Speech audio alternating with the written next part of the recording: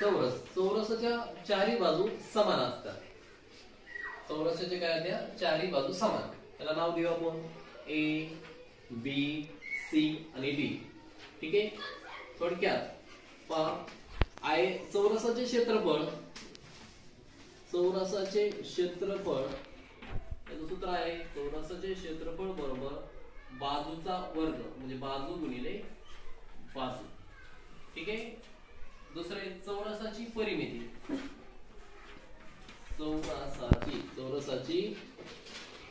चौरसाची परिमिती म्हणजेच काय तर 4 गुणिले बाजू, 4 गुणिले बाजू.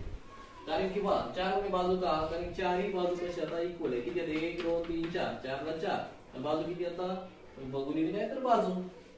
यानंतर आपण एक एक्झाम्पल घेऊया. बाजू